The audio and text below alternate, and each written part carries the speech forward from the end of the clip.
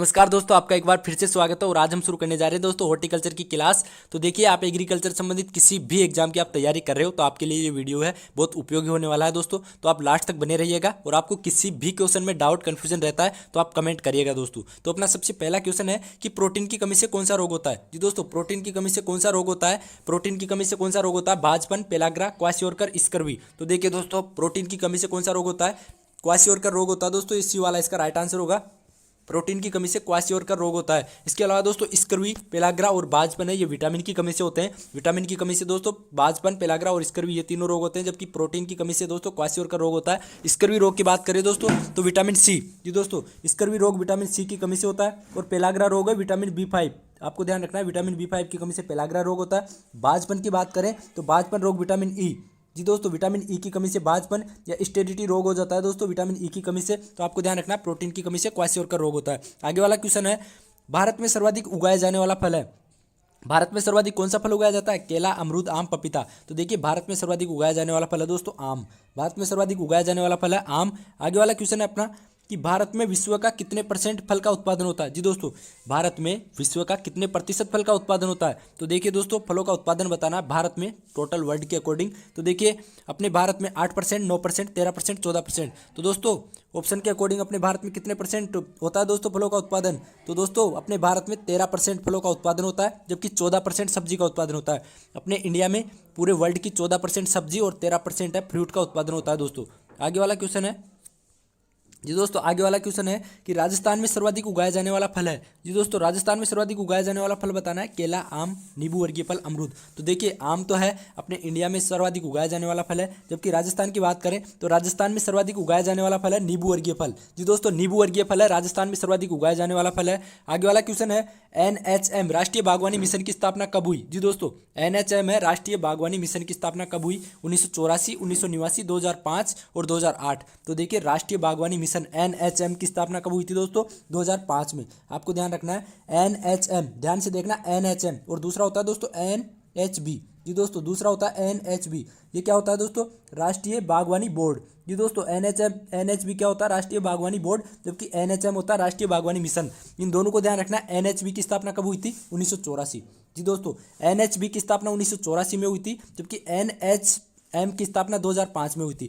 NHB क्या है दोस्तों? राष्ट्रीय बागवानी बोर्ड। ये कहाँ है दोस्तों? इसका मुख्यालय गुड़गांव हरियाणा में है दोस्तों। इसका मुख्यालय NHB का मुख्यालय कहाँ है दोस्तों? गुड़गांव हरियाणा में। जबकि राष्ट्रीय बागवानी मिशन की जो स्थापना कब हुई थी? 2005 में। इसके अलावा 1989 में क्या हुआ था दोस्तों? राजस्थान में उद्यान निदेशालय की स्थापना हुई थी। आपको ये ध्यान रखना है कि राजस्थान में उद्यान निदेशालय की स्थापना कब हुई थी? तो 1989 में है राजस्थान में उद्यान निदेशालय की स्थापना हुई थी। इसके अलावा NHB और NHM आपको ध्यान रखना ही है। आगे वाला क्वेश्चन है, पौधशाला अन्य स्थानों से ऊंची उठी होनी चाहिए। जी दोस्तों, पौधशाला अन्य स्थानों से ऊंची उठी होनी चाहिए। तो देखिए दोस्तों, पौधशाला अन्य स्थानों से ऊंची ऊंची उठी होनी चाहिए दोस्तों। यहाँ पे उठी हुई होना चाहिए दोस्तों। पौधशाला अन्य स्थानों से कितनी परसेंट ऊंची उठी हुई होनी चाहिए? तो देखिए 10%, 15%, 20%, 25%। तो पौधशाला अन्य स्थानों से दोस्तों 10% ऊंची उठी हुई होनी चाहिए, जिससे क्या है, जलभराव की समस्या नहीं हो और अपने जो पौधशाला के जो पौधे हैं वो खराब नहीं हो। तो पौधशाला अन्य स्थानों से 10% ऊंचा उठा हुआ होना चाहिए दोस्तों पौधशाला का जो स्थान है वो वाला। तो आगे वाला क्वेश्चन है अपना, फसलों को पाले से बचाने के लिए किसका स्प्रे करते हैं? तो दोस्तों फसलों को पाले से बचाने के लिए 0.1% HCl, 0.1% H2SO4, 0.2% फार्मेलिन और 1% नाइट्रोजन। तो देखिए, पाले से बचाने के लिए किसका स्प्रे करते हैं? 0.1% H2SO4। आपको ध्यान रखना है, फसलों को पाले से बचाने के लिए 0.1% H2SO4 का स्प्रे करते हैं।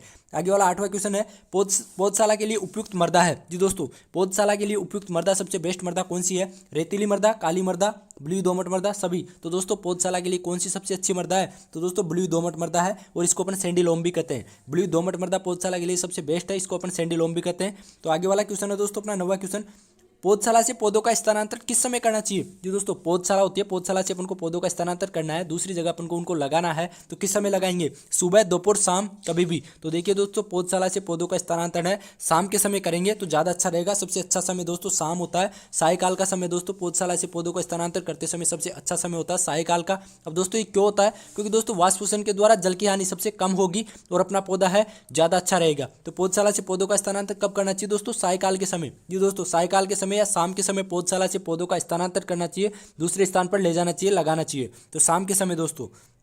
आगे है गर्म जलवायु का फल। जी दोस्तों, गर्म जलवायु का फल कौन सा है? ट्रॉपिकल जलवायु का फल बताना है। सेब, नाशपाती, केला, बादाम। तो दोस्तों इनमें से सेब, नाशपाती, केला, बादाम, इनमें से गर्म जलवायु का फल कौन सा है? तो दोस्तों गर्म जलवायु, ट्रॉपिकल जलवायु का फल है दोस्तों केला। जी दोस्तों केला, केला और नारियल दोस्तों गर्म जलवायु के फल है। जी दोस्तों केला और नारियल गर्म जलवायु के फल है। आपको ये ध्यान रखना है, केला और नारियल है गर्म जलवायु के फल है। इसके अलावा सेब, नाशपाती और बादाम ये क्या है दोस्तों? टेम्परेट। टेम्परेट यानी शीतोष्ण। जी दोस्तों ये तीनों है, सेब, नाशपाती, बादाम, ये टेम्परेट यानी शीतोष्ण जलवायु के फल है। जबकि गर्म जलवायु का फल केला और नारियल है, और टेम्परेट यानी शीतोष्ण जलवायु के फल है सेब, नाशपाती, बादाम। आगे वाला क्वेश्चन है, कौन सी विधि में वर्गाकार विधि की अपेक्षा दोगुने पौधे लगाए जाते हैं? जी दोस्तों वर्गाकार विधि की अपेक्षा दोगुने पौधे कौन सी विधि में लगाए जाते हैं? आयताकार, त्रिभुजाकार, पंचभुजाकार, षटभुजाकार विधि। तो दोस्तों दोगुने पौधे कौन सी विधि से लगाए जाते हैं? तो दोस्तों पंचभुजाकार जो विधि है, जी दोस्तों पंचभुजाकार जो विधि है, पंचभुजाकार विधि से दोस्तों दोगुने पौधे लगाए जाते हैं। जबकि षटभुजाकार विधि से 15%, जी दोस्तों 15% अधिक पौधे कौन सी विधि से लगाए जाते हैं? षटभुजाकार से। आपको ध्यान रखना, षटभुजाकार विधि से 15% अधिक पौधे, जबकि जो पंचभुजाकार विधि है उससे वर्गाकार विधि की अपेक्षा दोगुने पौधे लगाए जाते हैं। आगे वाला क्वेश्चन है अपना, कलम लगाते समय कलम को उपचारित करते हैं। दोस्तों कलम को किससे उपचारित करते हैं? कलम को अपन लगाते हैं तो किससे उपचारित करके लगाते हैं? IAA, IBA, HCl, H2SO4। तो दोस्तों किससे उपचारित करते हैं कलम को? दोस्तों कलम को उपचारित करते हैं IBA, इंडोल ब्यूटारिक एसिड। जी दोस्तों IBA से कलम को उपचारित करते हैं। और कितनी मात्रा में लेते हैं दोस्तों? 1000 से 2500 ppm। जी दोस्तों 1000 से 2500 ppm है इसकी मात्रा लेते हैं दोस्तों, किसकी? IBA की।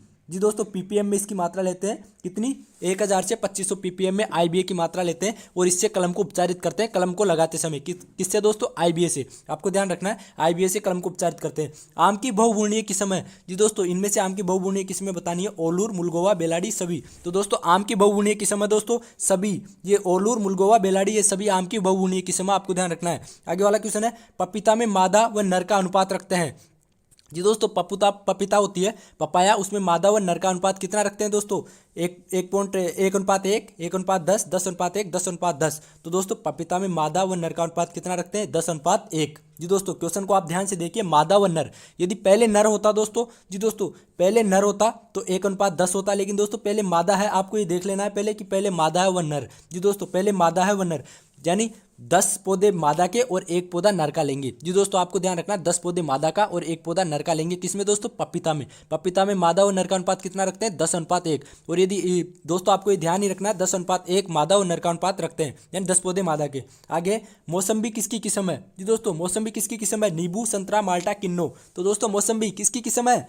नींबू, संतरा, माल्टा, किन्नो। तो दोस्तों मौसम्बी है माल्टा की एक प्रचलित किस्म है, जो महाराष्ट्र की है, प्रचलित किस्म है। जी दोस्तों महाराष्ट्र की सबसे प्रचलित किस्म है माल्टा की मौसम्बी, महाराष्ट्र की प्रचलित किस्म है दोस्तों, तो आपको ध्यान रखना है मौसम्बी माल्टा की किस्म है। आगे वाला क्वेश्चन है, केले का प्रवर्धन किससे करते हैं? जी दोस्तों केले का प्रवर्धन किससे करते हैं? Ring budding, offshoot, sword suckers, inarching. तो दोस्तों केले का प्रवर्धन किससे करते हैं? केले का प्रवर्धन करते हैं स्वार्ड सकर्स से। जी दोस्तों केले का प्रवर्धन स्वार्ड सकर्स से करते हैं। और स्वार्ड सकर्स का वजन कितना लेते हैं दोस्तों? 500 से 700 ग्राम। जी दोस्तों 500 से और 750 ग्राम है स्वार्ड सकर्स का वजन लेते हैं। जी दोस्तों स्वार्ड सकर्स का वजन कितना लेते हैं? 500 से 750 ग्राम। और केले का प्रवर्धन स्वार्ड सकर् से। इसके अलावा दोस्तों खजूर का प्रवर्धन है ऑफशूट से करते हैं, खजूर का प्रवर्धन ऑफशूट से करते हैं। और इनार्चिंग से दोस्तों चीकू का प्रवर्धन इनार्चिंग से करते हैं। और बेर का प्रवर्धन रिंग बडिंग। जी दोस्तों बेर का प्रवर्धन रिंग बडिंग से करते हैं।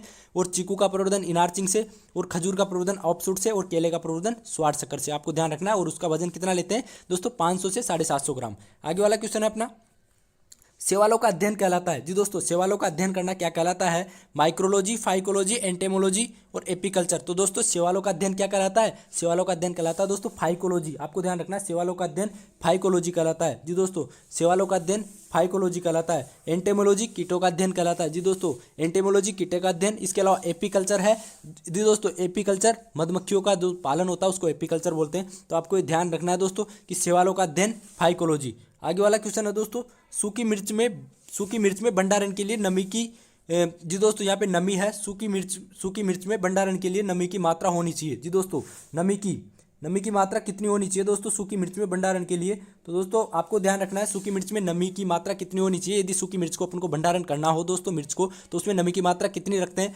5%, 8%, 10%, 12%। तो दोस्तों सूखी मिर्च में भंडारण के लिए नमी की मात्रा 10% होनी चाहिए। आपको ध्यान रखना है कि सूखी मिर्च में नमी की मात्रा 10%। आगे वाला क्वेश्चन है, बैंगन की सूत्रकृमि प्रतिरोधी किस्म। जी दोस्तों बैंगन की सूत्रकृमि प्रतिरोधी किस्म है आपको बताना है बैंगन की सूत्रकृमि प्रतिरोधी किस्म है पूसा बिंदु, अर्कासील, अन्नामलाई, पंत, ऋतुराज। तो देखिए दोस्तों बैंगन की सूत्रकृमि प्रतिरोधी किस्म कौन सी है दोस्तों? अन्नामलाई। जी दोस्तों अन्नामलाई है बैंगन की सूत्रकृमि प्रतिरोधी किस्म है। अब जी दोस्तों बैंगन की सूत्रकृमि या एफिड प्रतिरोधी, आपको ये भी ध्यान रखना है सूत्रकृमि की जगह एफिड भी आ सकता है। बैंगन की सूत्रकृमि या एफिड प्रतिरोधी किस्म कौन सी है? अन्नामलाई। आगे वाला क्वेश्चन है अपना।